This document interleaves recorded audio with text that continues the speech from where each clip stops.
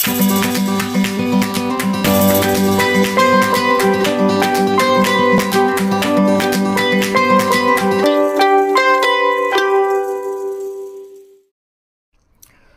adalah sebuah misteri ilahi. Siapa yang menyangka jika Anwar Usman, ketua MK tersebut, akan menikahi Hidayati, adik kandung Jokowi, Presiden Indonesia. Belum banyak yang tahu kisah di balik pertemuan mereka dan siapa yang mempertemukan mereka. Tiba-tiba saja menjadi viral setelah ketua MK itu melamar adik kandung Jokowi pada 12 Maret 2022 kemarin. Netizen hanya mengetahui melalui pers online dan segera menjadi viral. Hidayati lahir pada 26 Mei 1966, jadi tahun ini akan berusia 56 tahun Mei nanti. Dia seorang janda mati karena suaminya telah meninggal dunia pada 24 September 2018 akibat serangan jantung. Sedangkan Anwar Usman lahir 31 Desember 1956, jadi tahun ini akan berusia 66 tahun. Dia juga seorang duda karena istrinya telah meninggal dunia pada 26 Februari 2021. Kemarin baru-baru saja.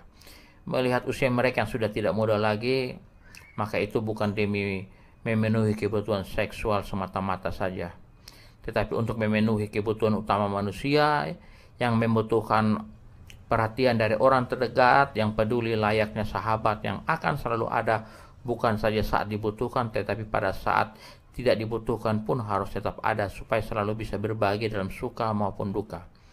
Apalagi tidak ada halangan apapun bagi mereka untuk menikah karena masing-masing mereka statusnya single, ditambah dengan niat baik yang mempersatukan, maka tidak ada salahnya jika diresmikan menjadi sebuah lembaga keluarga. Sehingga kombinasi keduanya akan melahirkan karya yang lebih besar lagi demi keluarga, agama, dan bangsa Indonesia tercinta ini. Tetapi ada saja yang menilainya sebagai pernikahan politik atau politisasi kekuasaan, sehingga menyuruh ketua MK tersebut mengundurkan diri. Margarito Kamis dan Rafli Harun adalah sebagian orang yang sarankan Anwar Usman untuk mengundurkan diri sebagai ketua MK. Mereka memberikan pertimbangan akan terjadi benturan kepentingan dengan Jokowi sebagai presiden, berhubung beberapa pihak sedang hembuskan isu perpanjangan kekuasaan presiden. Tetapi hal itu terbantahkan karena Jokowi sendiri secara pribadi telah berulang kali menolak perpanjangan masa jabatan presiden. Jokowi rupanya belajar dari pemimpin terdahulu Soekarno dan Soeharto yang karena berkuasa sangat lama, akhir pemerintahannya terjadi tidak baik. Tetapi jika Jokowi mau, bisa, karena kepuasan terhadap kinerja Jokowi di atas 80%. Tetapi Jokowi yang tidak mau. Dia tidak mau melakukan kesalahan yang sama yang dilakukan oleh Soekarno dan Soeharto. Sedangkan dari pihak Anwar Usman sendiri sebagai ketua MK juga tidak bisa sendirian membela Jokowi begitu saja. Dari 9 orang hakim MK, semuanya bersifat independen. Dan jabatan ketua MK bukan jabatan hierarki, sehingga sekalipun Anwar Usman akan membela Jokowi dalam sebuah perkara, tetapi jika hakim MK lainnya menolak, maka Anwar Usman tidak bisa mempengaruhi keputusan MK apapun, bahkan bisa kalah. Saya baca jurnal MK volume 8 nomor 5 bulan Oktober tahun 2011, judulnya Independensi Mahkamah Konstitusi, ditulis oleh Ahmad Fadil Sumadi. Saya bacakan yang penting saja.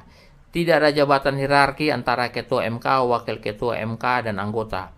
Sebab pemilihan ketua MK dan wakil ketua MK bersifat amanah oleh para anggotanya. Jadi bukan tanpa alasan ketua MK dan wakil ketua MK yang dipilih oleh sesama anggota MK lainnya itu juga merangkap sebagai anggota. Keputusan yang diambil pun bersifat independen oleh masing-masing anggota, sehingga ketua MK dan wakil ketua MK tidak bisa mempengaruhi keputusan anggota MK lainnya. Saya bacakan lagi Undang-Undang Republik Indonesia Nomor 7 Tahun 2020 tentang perubahan ketiga atas Undang-Undang Nomor 24 Tahun 2003 tentang Mahkamah Konstitusi. Pasal 4 poin 1. Mahkamah Konstitusi mempunyai 9 orang anggota hakim konstitusi yang ditetapkan dengan keputusan presiden. Poin 2. Susunan Mahkamah Konstitusi terdiri atas seorang ketua merangkap anggota dan seorang wakil ketua merangkap anggota dan 7 orang anggota hakim konstitusi.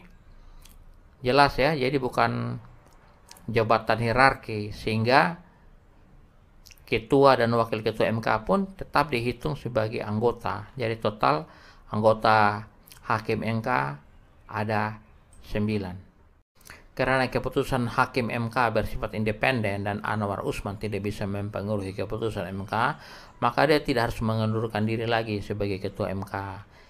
Ada yang lebih penting dari itu, yaitu dukung pemerintahan yang sah saat ini agar dapat menyelesaikan semua programnya agar dapat berjalan dengan baik.